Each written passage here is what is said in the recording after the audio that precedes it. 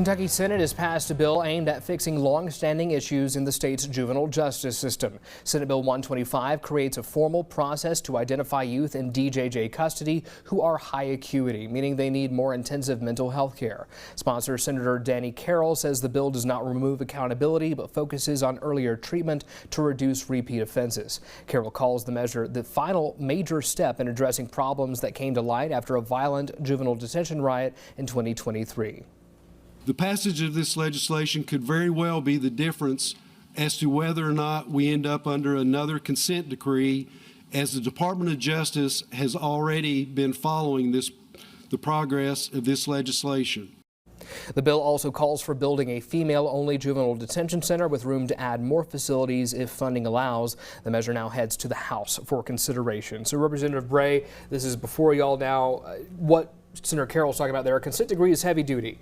He said this would be the last opportunity for the General Assembly to really do this on our own. How did we get here?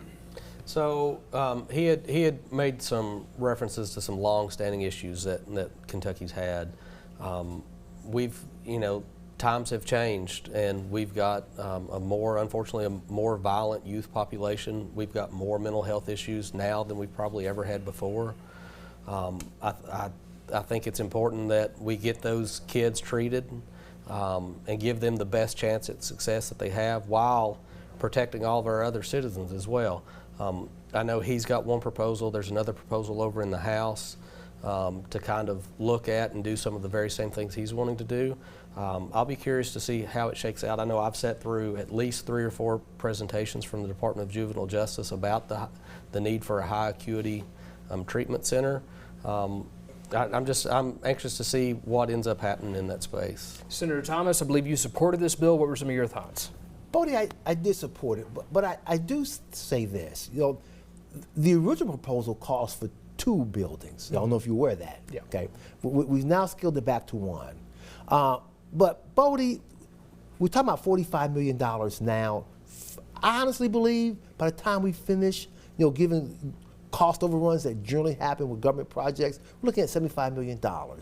Bodie, what we really need to do at some point is take the money that we're investing in these buildings and invest it back into the youth, into their home settings, their environmental settings, the neighborhoods they live in, and spend the money better that way. We can spend it cheaper, we can be more effective there, rather than we're housing these youth and basically, in my view, having lifelong criminal offenders.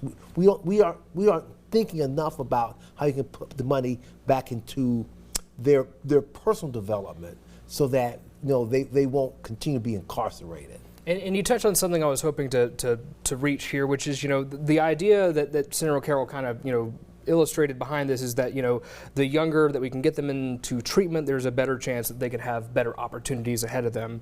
Do you think legislation like this strikes the right balance in paying both the debt to society, but also trying to avoid institutionalizing a young person very early in their development?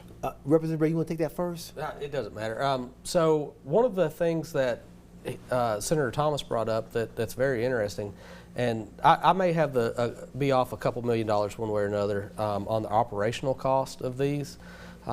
But the high acuity center, I believe, is a 24-bed facility, and the operational cost is north of $20 million. And so when you look at pretty much $1 million to operate this per year per bed, it does raise some interesting questions. Could we use that money in a different way to solve this very same issue? Yeah. And Representative Bray, quite quickly, the House bill for the budget just came over, budgeted $45 million for this. If you look at the House budget, it's $45 million. As I said, I think it'll be far more than that by the time we get that done. And I would much prefer to see that money go into treatment, rebuilding where these children live, putting more money into their neighborhoods, their education, home life, whatever it needs to be done, as opposed to locking them up and dealing with them in that manner. And you are correct. The cost of the facility itself is $45 million, but the annual operation cost to keep the doors open and to keep inmates in there is, I believe, north of 20. So that's in addition to the cost it takes to build the facility. It'll be a $75 million project plus, Bodie, by the time it all gets done. Just a couple of seconds left here, so just a very quick answer. We've talked about having a tighter budget this year. Is the financial ask ultimately going to be a hurdle, in your opinion? I mean, look, at the end of the day, we're going to try to make the best decisions we can for Kentuckians. I think we've done that every year since I've been there, and this isn't going to be any different. This issue isn't. All right. We'll have to leave